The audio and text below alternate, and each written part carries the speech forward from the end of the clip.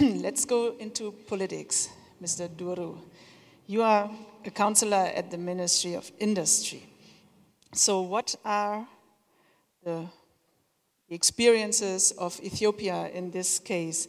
Lately, the Economist stated that African countries are more and more important not only to produce raw materials, but to produce goods and sell products rather than be mere suppliers of raw materials. What do you experience in Ethiopia, and what do you see as constraints, also considering what John Page said earlier on, what he thinks are major constraints for integration? Thank you. Actually, even though I represent the government, I'm not a politician by profession. Regarding particularly our economic policy and industrialization, particularly the private sector is just a young private sector, only 2 decades old. We used to follow common economy philosophy. At that time, there was no private sector at all. Now we are trying to build up the private sector and the whole economy. And I think my task has been done yesterday by Dr. Lee. The philosophy we follow is start from agriculture. Develop the agriculture, connect it to the industry and the manufacturing, and establish a conducive environment as a government, as a state to facilitate this change. How is it now? Okay, sorry. So the philosophy is actually, particularly in our industrialization, it is called agricultural development-led industrialization. Develops agriculture because we have 80% of our population are engaged in farming. The industry we have is actually light manufacturing industry. 90% of the input comes from the agriculture sector. So unless we transform agriculture, first to feed the population, and second to produce what is required by the manufacturing industry in terms of quality and quantity as well, it is difficult to transform the economy. So that's what we follow. Integrate agriculture with manufacturing, add value where we have comparative advantage. Through the value chain, also try to create a competitive advantage and export final products rather than as we do primary products or semi-processed products. The challenges here is actually our manufacturing industry as well as the agriculture in terms of productivity, in terms of producing what is required, quality and cost-wise has become challenging. We have designed programs whereby we can adapt best practices from other countries and implement them in the agriculture sector as well as in the manufacturing industry. So what we actually identified as priority sectors are textile industry, the leather industry, and the agro-processing, particularly food processing.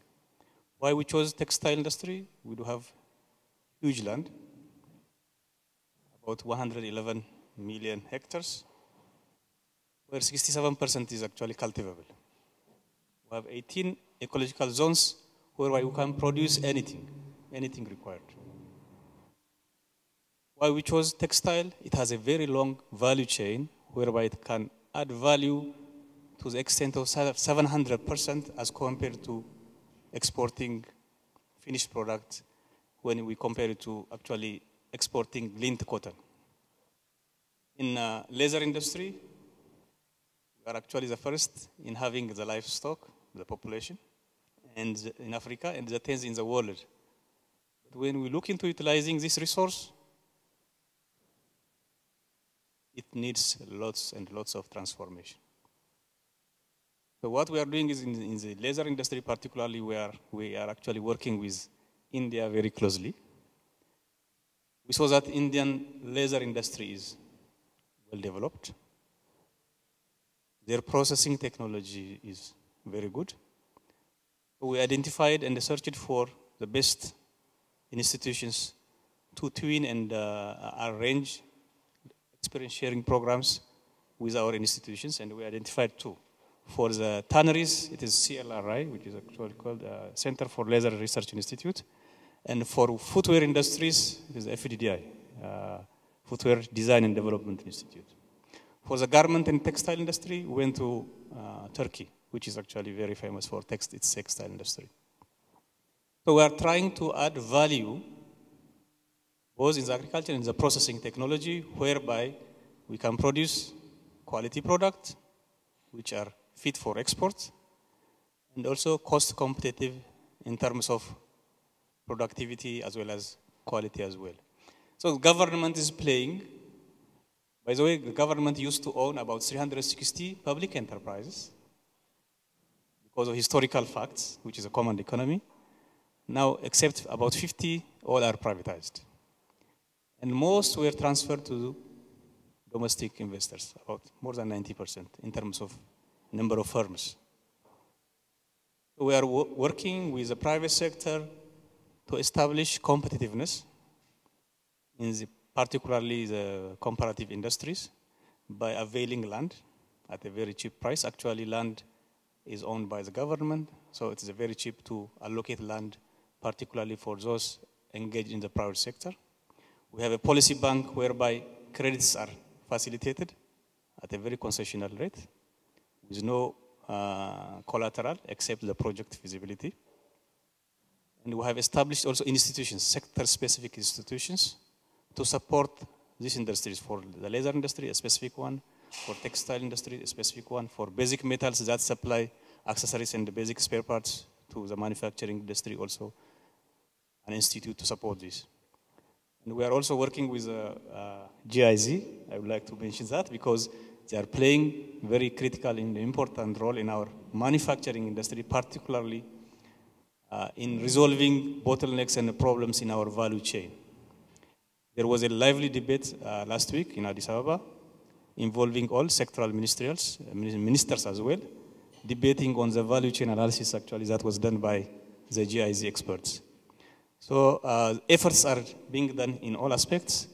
We have also established technical and vocational colleges that actually cater to the demand of and the need of the private sector, particularly in the manufacturing.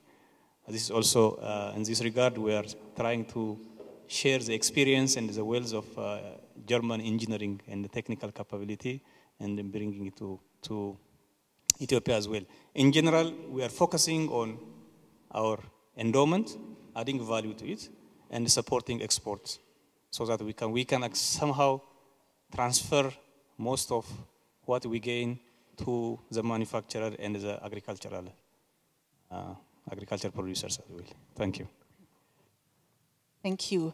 So now we heard from all three sides, start small. And we heard this even yesterday evening by Justin Lin, start small.